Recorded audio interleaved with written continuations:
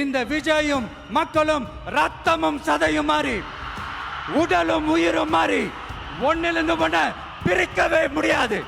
S, சென்சிட்டிவான sentiment, அது சென்சிட்டிவான சென்டிமெண்ட். தமிழ்நாடு தான் விஜய், இந்த விஜய் தான் தமிழ்நாடு. தூய சக்தி டிவிகேவுக்கும் தீய சக்தி டிஎம்கேவுக்கும் தான் இந்த போர். எனக்கு எதிரிகள்லாம் யாரும் இல்லை, அவங்க எல்லாருமே எனக்கு நண்பர்கள் தான் அப்படின்னு சொன்னாங்களே. அப்படி நாங்கெல்லாம் உங்களுக்கு நண்பர்கள்னா அப்புறம் ஏன் சார் கரூர் விஷயத்துல ஏன் மேல பழி தூக்கி போட்டீங்க? உங்களுக்கு மனசாட்சின்னு ஒண்ணு இருந்தா அப்படி பேசிருப்பீங்களா? எனக்கு அரசியல் தெரியலன்னு சொன்னா அது மக்களுக்கு அரசியல் தெரியலன்னு சொல்ற மாதிரின்னு. என்ன அசிங்கமா பேசினா அது மக்கள் அசிங்கமா பேசுற மாதிரின்னு. ஒட்டுமொத்தமா எல்லாருமா சேர்ந்து இந்த விஜயை எதிர்க்கிறாங்க. ஏன்னா இந்த விஜய் ஊழலை எதிர்க்கிறான், லஞ்சத்தை எதிர்க்கிறான், மக்களோட மக்களா நிக்கிறான். அந்த மக்கள் அவன் கூட நிக்கிறாங்க. அந்த காண்டு எங்க ஓட்டு எங்க உரிமை.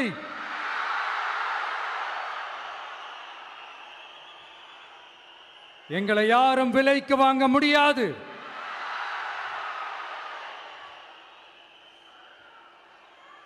எங்க ஓட்டு விசில் சின்னத்துக்கு தான்.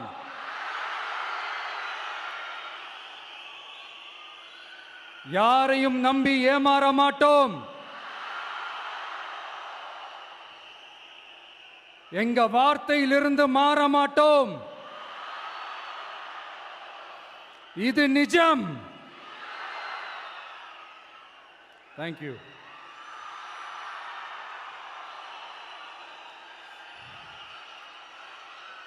ஒரு குட்டி கதையிலிருந்து ஆரம்பிப்போமா?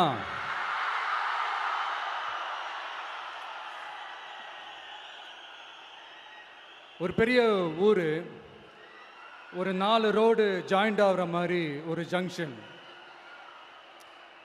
ஒரு பிஸியான ஏரியா, ஆள் நடமாட்டம் அதிகமாக இருக்கக்கூடிய ஒரு ஏரியா. அங்கே சென்டரில் ஒரு முரட்டு ஜல்லிக்கட்டு காலை ஒன்று நின்றுட்டு இருக்குது. காலில் மண்ணை வீசிக்கிட்டு சீறிக்கிட்டு அப்படியே நின்றுட்டு இருக்குது. யாருமே பக்கத்தில் போக முடியல. அந்த இடம் ஒரு கேஷுவலாக மாறணும் அப்படின்னா அந்த காளையை அடக்கி அமைதி ஆக்கினா தான் மறுபடியும் ஒரு பேக் டு நார்மல் சுச்சுவேஷனுக்கு அந்த இடம் மாறும். அந்த ஊரில் இருக்கிற ஒரு சில பேருக்கு மட்டும்தான் அந்த காளை அடங்கும். அவங்க யாருமே அங்கே இல்லை. ஆனால் அந்த க்ரௌடில் இருந்த ஒரு சில பேர், ஆல்ரெடி அந்த காளையை அடக்கணங்களோட இருந்த ஒரு சில பேர், எங்களுக்கு இல்லாத அனுபவமா? நாங்க பார்க்காத காளையா? நாங்க பார்க்காத மாடா?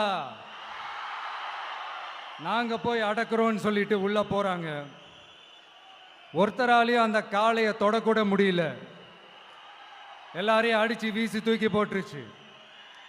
இப்போ என்னடா பண்றது அப்படின்னு பார்க்கும்போது அந்த கூட்டத்தை விலக்கிட்டு ஒரு சின்ன பையன் ஒரு என்ட்ரி ஒன்று கொடுக்குறான். உங்களுக்கு தான் தெரியும்ல, டேய் எங்களாலே முடியல, நீ எல்லாம் என்னத்தை போய் கிழிக்க போற? எங்களுக்கு அவ்வளோ அனுபவம் இருக்குது, நாங்களே அடிபட்டு ஓரமாக படுத்து கிடக்கிறோம். இவன் விளையாட்டுத்தனமாக ஏதோ பண்ணிட்டு கிடக்கிறான். பாவம் அந்த காளைகிட்ட போய் அடிபட்டு சாவ போகிறான். பச்சா பையன், அந்த பையன், இந்த பையன், அண்டர் எஸ்டிமேட் பண்ணுறது, ஏளனமாக பேசுறது, இப்படி ஒரு பக்கம். இன்னொரு பக்கம் பரிதாபப்பட்டு, ஐயோ பாவமே, இப்படி தனியாக போய் மாட்டிக்கிட்டானே அந்த காளைகிட்ட, என்ன பண்ண போகிறானோ அப்படின்ட்டு ஒரு பக்கம் பரிதாபப்பட்டு பேசுகிறாங்க. அந்த சின்ன பையன் எதுவுமே காதலையே போட்டுக்காம 2 பாக்கெட்லையும் கையை விட்டுக்கிட்டு ஸ்டைலா கெத்தா தில்லா அப்படியே உள்ள போகிறான். ஒரு ஸ்டெப் எடுத்து வைக்கிறான், அந்த காலை அப்படியே சீறிக்கிட்டே நின்றுட்டு இருக்குது. இன்னொரு ஸ்டெப் எடுத்து வைக்கிறான், காலை அப்படியே சீறிக்கிட்டே முன்னாடி வருது. மக்கள் எல்லாரும் பதட்டத்தோடு அப்படியே பார்த்துட்டு இருக்கிறாங்க. இன்னொரு ஸ்டெப் எடுத்து வைக்கிறான், காலை அப்படியே முட்டை வரும்போது பாக்கெட்டுக்குள்ள மறைச்சி வச்சிருந்த 2 புல்லுக்கட்டு. அதை அந்த காளை கிட்ட காட்டுறான். காளை அப்படியே சடனாக வந்து நின்று அது மூடெல்லாம் மாறி அந்த புல்லுக்கட்டை சாப்பிட ஆரம்பிச்சிருச்சு. அந்த சின்ன பையனும் அந்த காளையை அப்படியே தடவிக்கிட்டு வரான். காளையும் பக்கத்தில் ஒரு குழந்தை மாதிரி நடந்து வந்துக்கிட்டு வருது. பக்கத்தில் இருந்த ஒரு வயல்வெளியில் அந்த காளையை மேய விட்டுட்டு வரான். மக்கள் எல்லாரும் அந்த பையனை ஆச்சரியமாக பார்க்குறாங்க. அந்த அடிபட்டு கிடந்த அந்த அனுபவசாலிங்க தலையை தொங்க போட்டு நின்றுட்டு இருக்கிறாங்க. ஏன்னா பேசின பேச்சு அப்படி. வாய் இருக்குன்றதுக்காக நக்கலுமா நையாண்டியுமா நச நச நச நசன் ஒரே பேச்சு. என்ன பண்றது, தலையை குனிஞ்சு அப்படியே நின்றுட்டு இருக்கிறாங்க. அங்க ஒரு பெரியவர் வர்றார். வந்து அந்த பையன்கிட்ட கேட்கிறாரு, எப்படிப்பா இப்படி ஒரு முரட்டு காலை சீறிட்டு நின்றுட்டு இருந்தது, எப்படி அந்த காளையை அடக்கின அப்படின்னு கேட்டதுக்கு அந்த பையன் சொல்றான், ஐயா எனக்கு அந்த காளையை பார்த்தா கோபமா இருந்த மாதிரிலாம் எனக்கு தெரியல, அந்த காலை பசியோடு இருந்த மாதிரி இருந்தது. அதனால தான் அந்த புல்லுக்கட்டை காமிச்சவொடனே ஓகே நமக்கு தேவையானது கிடச்சிருச்சு அப்படின்னோடனே அந்த புல்லுக்கட்டை சாப்பிட்டுட்டு நம்மளோட அப்படியே ஜாலியாக வாக்கிங் வந்துருச்சு அப்படின்னு சொன்னான். இதை கேட்ட அந்த பெரியவர் சொன்னாராம், இந்த சின்னவங்க பெரியவங்க அனுபவம் இருக்கிறவங்க அனுபவம் இல்லாதவங்க இதெல்லாம் விஷயமே கிடையாது. யாரா இருந்தாலும் அந்த சூழலுக்கு ஏற்ற மாதிரி அந்த சிச்சுவேஷனுக்கு தகுந்த மாதிரி என்ன பண்ணி அந்த ப்ராப்ளமை சால்வ் பண்றான், ஏது பண்ணி அந்த ப்ராப்ளமை சால்வ் பண்றான், அதுதான் விஷயமே, அதுதான் மேட்ரு. ஸோ நீ சூப்பர்ப்பா, என்ன ப்ராப்ளம் வந்தாலும் நீ சால்வ் பண்ணிடுவ அப்படின்னு முதுகில் தட்டி கொடுத்துட்டு அந்த பெரியவர் போறார். இப்போ அந்த கதையில் அந்த முரட்டு ஜல்லிக்கட்டு காலை தான் நம்ம தமிழ்நாட்டு அரசியல் களம். அந்த பெரியவர் தான் நம்ம தமிழக மக்கள். அந்த பாக்கெட்டுக்குள்ள ஸ்டைலா தில்லா கெத்தா ஒருத்தன் உள்ள வந்தான் பாருங்க, அவன்தான்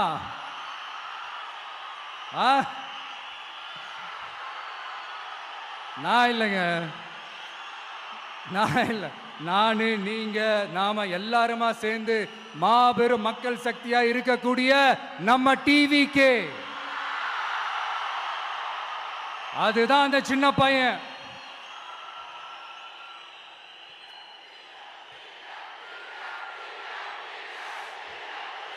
தேங்க்யூ தேங்க்யூ தேங்க்யூ.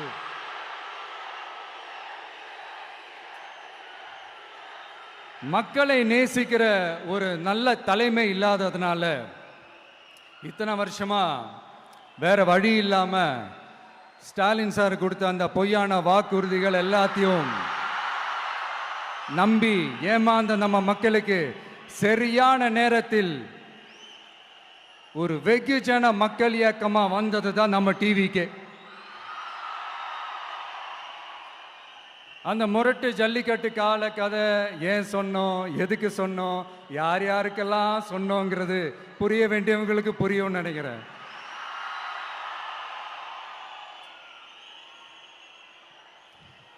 இப்போ நாம ஒவ்வொரு வீட்டில் உயிரா உணர்வா இருக்கிறோம். ஆனால் நான் வந்து உங்க எல்லாரையும் நேரில் சந்திக்கணும், நீங்கள் இருக்கிற ஊருக்கே வந்து உங்களை சந்திக்கணும் அப்படின்றது தான் எனக்கு மனசில் இருக்கிற ஒரு பெரிய ஆசை. ஆனால் அந்த சிச்சுவேஷன் ஒரு எதிர்கட்சியாக இருந்து கேள்வி கேட்டுட்டு இருக்கிற இந்த நேரத்தில் நமக்கு எதிராக என்ன சூழ்ச்சிகள்லாம் நடக்குதுன்றது உங்கள் எல்லாருக்குமே நல்லா தெரியும். அதனால் இப்போ உங்களுக்கு ஒரு வாக்குறுதியை கொடுக்குறேன், நம்மளுடைய ஆட்சி அமைஞ்சதும் ஒவ்வொரு கிராமத்துக்கும் நான் நேரடியா வந்து என்னுடைய சொந்தங்களாகிய உங்க எல்லாரையும் நான் சந்திக்கிறேன்.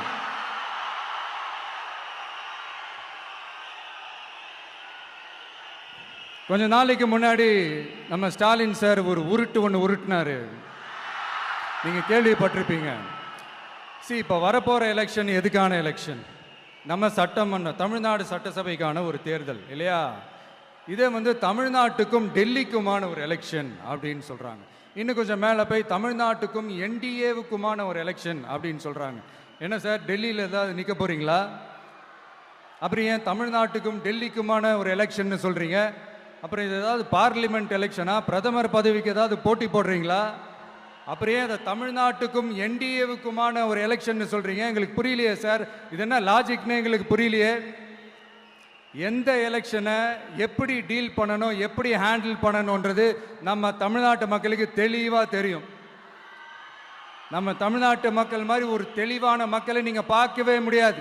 சூப்பர் கிளாரிட்டியோட சூப்பர் மக்கள் சார் நம்ம மக்கள். இந்த போருக்கு போறதுக்கு முன்னாடி தான் இந்த படை பரிவாரங்களோட போவாங்கன்னு கேள்விப்பட்டிருக்கிறேன்.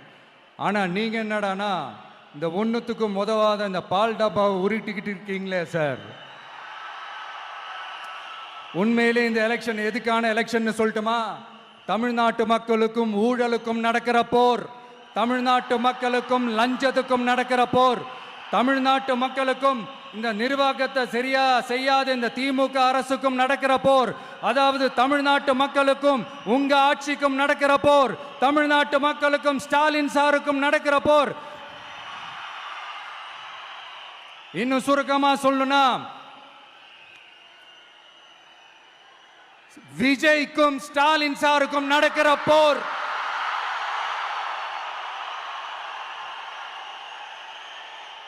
இதுக்கு நடுவுல இந்த என்டிஏ டெல்லி இதெல்லாம் என்ன லாஜிக்னே புரிய மாட்டேங்குது சார். தமிழ்நாடு தான் விஜய், இந்த விஜய் தான் தமிழ்நாடு. தூய சக்தி டிவிகேவுக்கும் தீய சக்தி டிஎம்கேவுக்கும் தான் இந்த போர். இப்படி உக்கிரமா இருக்கிற இந்த போர்ல மறுபடியும் ஒன்றுத்துக்கும் உதவாத இந்த பால் டப்பாவை உருட்டிக்கிட்டு இன்னொரு காமெடி வேற. அது என்னடானா அவரோட ஆட்சியில தான் தமிழ்நாடு சூப்பர் ஸ்டார் மாநிலமா இருக்குதான். கரெக்டு, தமிழ்நாடு சூப்பர் ஸ்டார் மாநிலம் தான். காமராஜர் அவர்கள் டைம்ல, அண்ணா அவர்கள் டைம்ல, எம்ஜிஆர் அவர்களோட ஆட்சியில. இன்னைக்கு ஒன்றுத்துக்கும் உதவாத இந்த உல்டா மாடல் ஆட்சியில தமிழ்நாடு சூப்பர் ஸ்டார் மாநிலமாலாம் ஒண்ணு இல்ல, சூப்பர் ஸ்டாண்ட் அப் காமெடிக்காரர் நடத்துற மாநிலமா மாறிடுச்சு. மக்களே, உங்களுக்காக மட்டுமே தான் வர தடைகள், சதிகள், சூழ்ச்சிகள் எல்லாத்தையும் தாண்டி இந்த 2026 இந்த தேர்தலில் டிவிக்கு தில்லா நிற்கும்.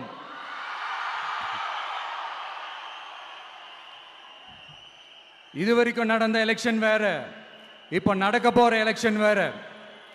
ஒவ்வொரு 5 இயர்ஸுக்கும் நடக்கிற எலெக்ஷன் மாதிரி இதை நினைச்சிடாதீங்க. 50 வருஷத்துக்கு ஒரு வாட்டி நடக்க போற ஒரு எலெக்ஷன் மாதிரி இது. அதிசய எலெக்ஷன். ஒரு எலெக்ஷன்ல அவங்களோட எதிரிகளை தான் எதிர்ப்பாங்க, அப்படிதான் எதிர்ப்பாங்க, அதுதான் யதார்த்தமும் கூட. ஆனா இந்த எலெக்ஷன்ல தான் ஒட்டுமொத்தமா எல்லாருமா சேர்ந்து ஒருத்தனை எதிர்க்கிறாங்க. ஒட்டுமொத்தமா எல்லாருமா சேர்ந்து இந்த விஜயை எதிர்க்கிறாங்க. ஏன்னா இந்த விஜய் ஊழலை எதிர்க்கிறான், லஞ்சத்தை எதிர்க்கிறான், மக்களோட மக்களா நிக்கிறான். அந்த மக்கள் அவன் கூட நிக்கிறாங்க. அந்த காண்டு எப்படி? அந்த காண்டு தான் ஒட்டுமொத்தமா எல்லாருமா சேர்ந்து ஒருத்தனை எதிர்க்க காரணம். நீங்க எப்படி வேணா எதிர்த்துக்காங்க, ஆனா போட்டி 2 பேருக்கு நடுவுல தான். ஒண்ணு இன்னொன்னு. இந்த எலெக்ஷன் டேல மேக்சிமம் என்ன பண்ணுவீங்க? போவீங்க, ஓட்டு போடுவீங்க, வருவீங்க, அவ்வளவுதான் உங்களுடைய பார்ட்டிசிபேஷன். ஆனா இந்த எலெக்ஷன்ல நீங்க பங்கெடுத்துக்க போறீங்க. எஸ், உங்க வீட்டில் இருக்கிற ஒரு விஜய் தான், உங்க வீட்டில் இருக்கிற ஒரு விஜய் தான் வேட்பாளரா நிக்க போறாங்க. உங்க வீட்டில் நிக்கிற ஒரு வேட்பாளர்னா அப்போ உங்க வீட்டில் இருக்கிற மற்றவங்க எல்லாருமே வாக்காளர்கள் தானே. உங்க அம்மா, உங்க அப்பா, உங்க அண்ணன், உங்க தம்பி, உங்க சொந்தம் டிவிக்கே வேட்பாளர் அப்படின்னா அப்போ உங்க ஓட்டு விசில் சின்னத்துக்கு தான் எல்லாருக்குமே தெரியும்.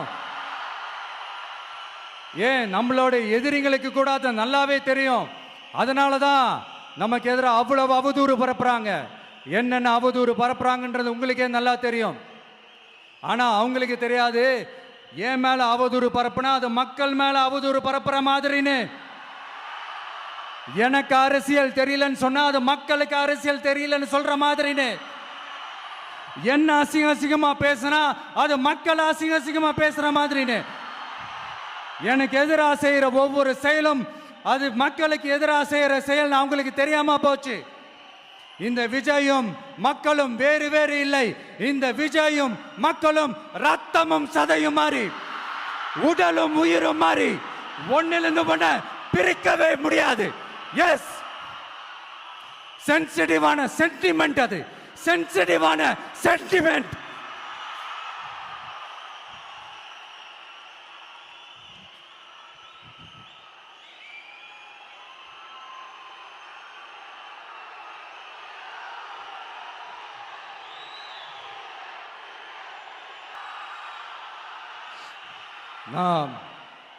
சாரி, இதை யாரும் அசைக்க முடியாது. மக்களை நேசிக்கிற விஜய் வேணுமா, மக்கள் விரோத ஆட்சி நடத்துற ஸ்டாலின் சார் வேணுமா? இந்த விஜய் நம்புறீங்களா, ஸ்டாலின் சார் நம்புறீங்களா? Proof, this is the proof.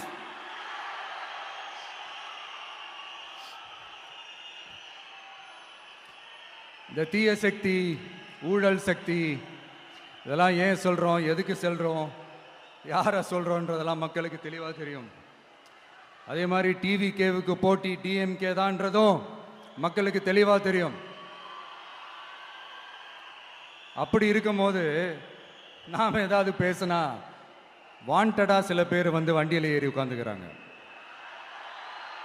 ஆமாம், வாண்டடா சில பேர் வண்டியில் ஏறி உட்காந்துக்கிட்டு குரல் கொடுக்குறாங்க. சீரியஸாக ஒரு போட்டி நடந்துக்கிட்டு இருக்கும் போது இங்கே காமெடிக்கெல்லாம் இடம் இல்லை பாஸ். இதெல்லாம் மக்களுக்கு தெளிவாக தெரியும்.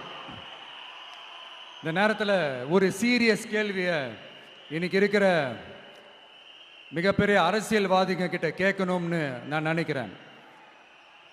நீங்கள் அரசியலுக்கு வர்றதுக்கு முன்னாடி உங்ககிட்ட இருந்த சொத்து எவ்வளோ? அரசியலுக்கு வந்ததுக்கு அப்புறம் இன்னைக்கு உங்ககிட்ட இருக்கிற சொத்து எவ்வளோ? அதை ஓப்பனா டிக்ளேர் பண்ண முடியுமா? அப்படி வந்த காசெல்லாம் என்னென்ன தொழில் செஞ்சு வந்துச்சு, என்ன வேலை செஞ்சு வந்துச்சு, உண்மையிலே நீங்க உழைச்சி சம்பாதிச்ச காசா, இல்ல ஆட்சி அதிகாரத்துக்கு வந்ததுக்கு அப்புறம் ஆட்டைய போட்ட காசா? இதெல்லாம் ஓப்பனா டிக்ளேர் பண்ண முடியுமா? இதெல்லாம் நம்ம கேட்டா எல்லா ஊழல்வாதிகளும் ஒன்னா சேர்ந்து நம்ம மேல சேத்தவாரி வீசுவாங்க. அதை பத்திலாம் நமக்கு கவலை இல்லை. ஏன்னா நாம யாருன்னு மக்களுக்கு நல்லாவே தெரியும். எனக்கு ஒரு புது ஃப்ரெண்ட், புது நண்பர் ஒருத்தர் கிடைச்சிருக்காரு. யார் தெரியுமா? தெரியாதா? முதல்வர் அவர்கள் தான். இப்போ ஒரு நிருபர் ஒருத்தர் கேட்ட கேள்விக்கு எனக்கு எதிரிகள்லாம் யாரும் இல்லை, அவங்க எல்லாருமே எனக்கு நண்பர்கள் தான் அப்படின்னு சொன்னாங்களே. அப்படி நாங்கெல்லாம் உங்களுக்கு நண்பர்கள்னா அப்புறம் ஏன் சார் கரூர் விஷயத்துல ஏன் மேல பழி தூக்கி போட்டீங்க?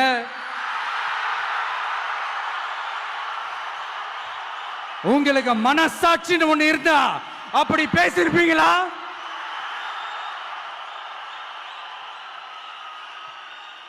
அப்படி நாங்களாம் உங்களுக்கு நண்பர்கள்னா ஒரு ஈவெண்ட், ஒரு ஃபங்க்ஷன் நடத்துறதுக்கு ஒரு இடமோ ஒரு பர்மிஷனோ ஏன் கொடுக்க மாட்டேன்றீங்க?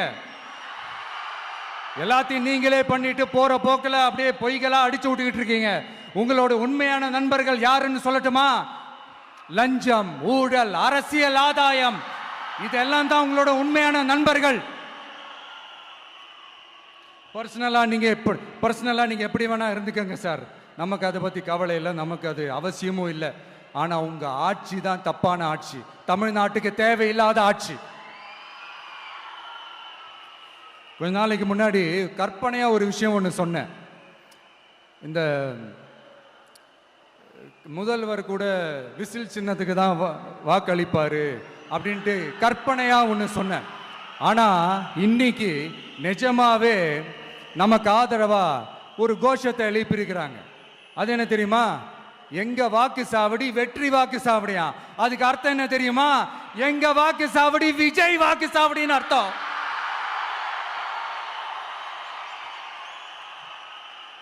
அது சரி, மக்களோட இந்த ஆதரவை பார்த்துட்டு அவர் அறியாமலே எப்படி பேசிட்டாரு என்னமோ தெரியல.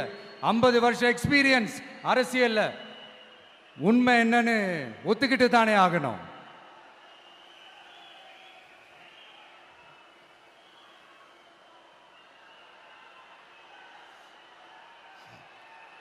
ஜனநாயகம்ங்கிறது பெரும்பான்மை ஆட்சி அதிகாரம் சார்ந்தது மட்டும் இல்லை, சிறுபான்மை மக்களின் உரிமைகள் உணர்வுகளும் புனிதம்னு நினைச்சு அதையெல்லாம் காப்பதற்கு பெயர் தான் ஜனநாயகம்னு 1963 அறிஞர் அண்ணா பார்லிமெண்ட்ல பேசினதை நாம இங்க சொல்றது ரொம்ப பொருத்தமா இருக்கும். அறிஞர் அண்ணா சொன்னது தான் டிவிகேவோட நிலைப்பாடும். இந்த ஸ்டாண்ட்ல நாம 100% உறுதியா இருப்போம். யாருக்காகவும் எதுக்காகவும் இதுல சமரசமே கிடையாது. மதச்சார்பற்ற சமூக நீதி தன்மை தான் நம்ம அடிப்படை கொள்கைகள் ஒன்று. அதில் எந்த மாற்றமும் எப்பவும் கிடையாது.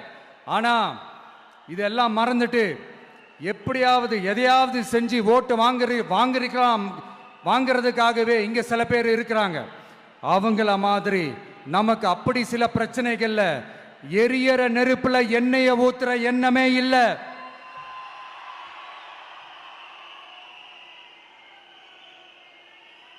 இங்க சில அரசியல் கட்சிகளும் சில அரசியல் தலைவர்களும் ஒரு சில நேரங்களில் அமைதியா இருந்தாலே போதும், ஒரு பிரச்சனையும் வராது. இப்போ கரண்ட்ல இருக்கிற சில பிரச்சனைக்கு வருவோம். இந்த கரண்ட் பிரச்சனைக்கு வருவோம். மாசம் மாசம் கரண்ட் பில் கட்டுற மாதிரி மாத்துவோம்னு சொன்னீங்களே, செஞ்சீங்களா? நிறைய வீடுகளில் 100 யூனிட் தான் அந்த கரண்ட்டு செலவாகுது ஒரு மாசத்துக்கு. மாசம் மாசம் நீங்க அந்த பில்லு கொடுத்தீங்கன்னா அவங்களுக்கு அது ஃப்ரீ ஆயிடும். அவங்க அந்த காசு கட்ட தேவையே இல்லை. ஆனா 2 மாசத்துக்கு ஒரு வாட்டி அந்த பில்லு கொடுத்தீங்கன்னா, இப்போ சப்போஸ் அது 200 யூனிட்டுக்கு மேல போச்சுன்னா அது அவங்களுக்கு ஒரு மிகப்பெரிய சுமை தானே. இது எந்த கணக்கில் எடுத்துக்கிறது? ஒரு மாதிரி ஒரு மாடர்ன் கரப்ஷன் அப்படின்னு எடுத்துக்கலாமா? அடுத்து பஸ் வசதி. நிறைய கிராமங்களில் பஸ் வசதி இல்லைன்னு சொன்னா இந்த ஒட்டுமொத்த திமுக அரசும் கத்திக்கிட்டு வந்துருவாங்க. நாங்க பஸ் விடாத கிராமங்களே இல்லை அப்படின்னு சொல்லுவாங்க. அப்படியாவது உண்மை அப்படின்னா முதல்வர் அவர்கள் கிட்ட நம்ம தங்கச்சி ஒருத்தவங்க ஒரு கேள்வி கேட்டாங்களே, எங்க ஊருக்கு ஒரு மினி பஸ்ஸாவது விடுங்க சார் அப்படின்னு கேட்டாங்களே, அது எந்த கணக்கில் எடுத்துக்கிறது? நிறைய மலை கிராமங்கள்ல பஸ் வசதி இல்லை, நிறைய மலை கிராமங்கள்ல ஹாஸ்பிட்டல் வசதி இல்லை. இது ரெண்டுமே எவ்வளவு முக்கியமான ஒரு விஷயங்கள். பஸ் வசதியும் ஹாஸ்பிட்டல் வசதியும் இல்லாததுனால வீட்டிலேயே பிரசவம் பார்க்கிற அந்த ஆபத்து இருக்குதுன்னு எவ்வளவு நியூஸ் பார்க்கிறோம். இதெல்லாம் எந்த கணக்கில் சேர்த்துக்கிறது? அடுத்து இது எல்லா மீட்டிங்லயும் பேசுறதுதான் பெண்களுக்கு பாதுகாப்பு நம்பர் 1 இருக்குது தமிழ்நாட்டில் அப்படின்னு சொல்றாங்க. அப்புறம் அது என்ன வி சேஃப் மாடலா? பெண்கள் என்ன சொல்றாங்க தெரியுமா? அது வி சேஃப் மாடல் இல்ல, வி ஆர் நாட் சேஃப் மாடல்னு சொல்றாங்க. இப்படி இருக்கிறப்போ தமிழ்நாட்டில் எங்க போனாலும் பெண்களுக்கு பாதுகாப்பு அப்படியே கொட்டி கிடக்குதான். இப்படி சொன்னா எப்படி சார்? கேட்கறவங்க என்ன கேசரி சாப்பிடுறாங்க நினைச்சீங்களா?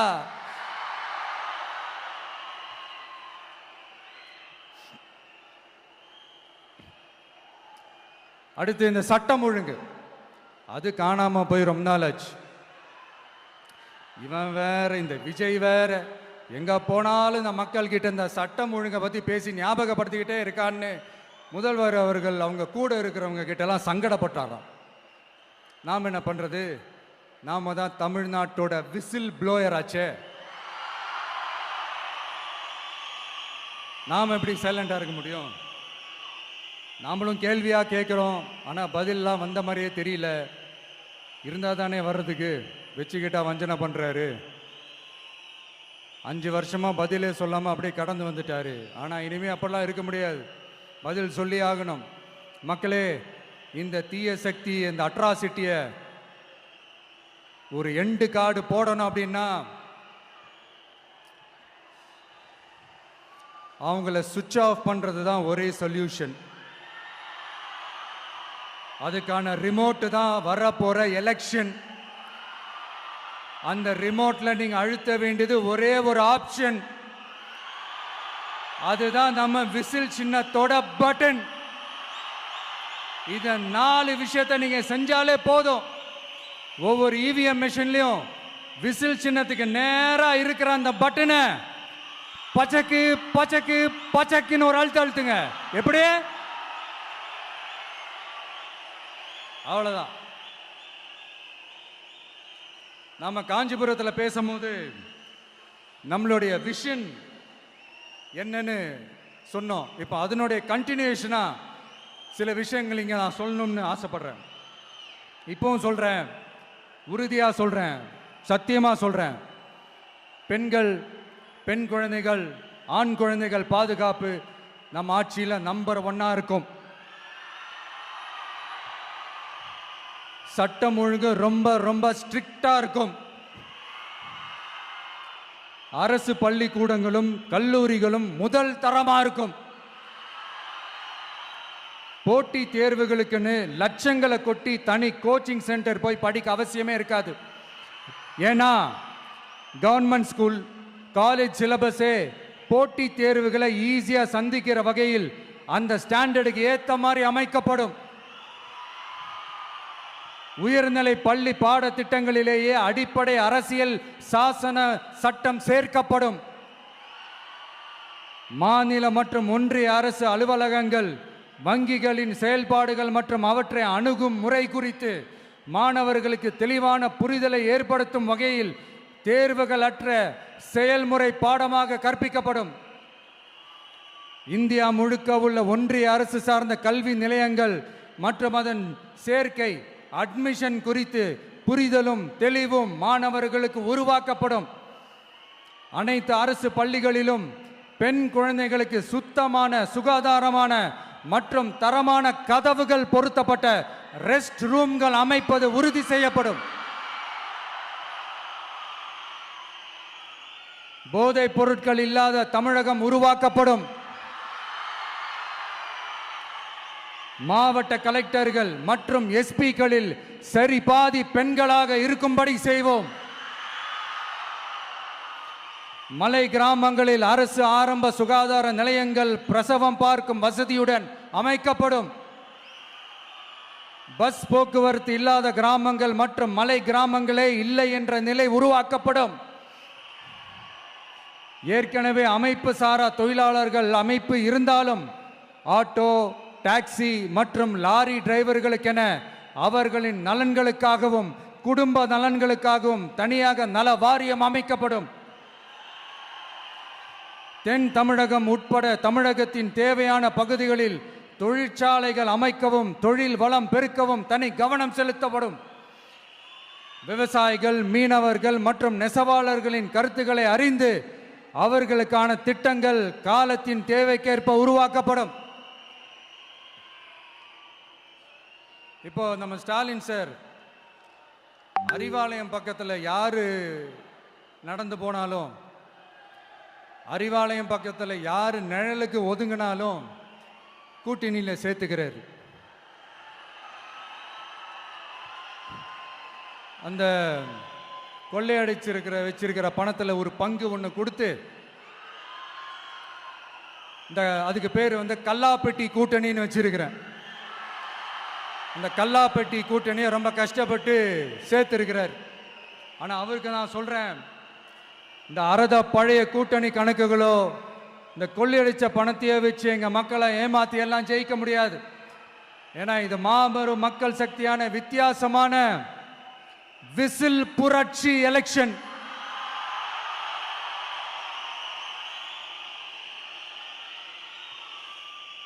உங்களோட நான் இருக்கேன், நம்மளோட நம்ம மக்கள் இருக்கிறாங்க. இதுக்கு மேல என்ன வேணும்? கான்பிடென்ட்டா இருங்க, நல்லதே நடக்கும், வெற்றி நிச்சயம். மீண்டும் சந்திக்கும் வரை நன்றி, வணக்கம். என் நண்பர்களே, ஒரு சின்ன ரிக்வெஸ்ட். நான் திருப்பி இங்கிருந்து 4 hours சென்னைக்கு போகணும். தயவு செஞ்சு யாரும் என் வண்டிக்கு பின்னாடியோ என் வண்டி சைட்லேயோ பைக்கில் வராதிங்க. உங்களை நான் கெஞ்சி கேட்டுக்கிறேன். தேங்க்யூ.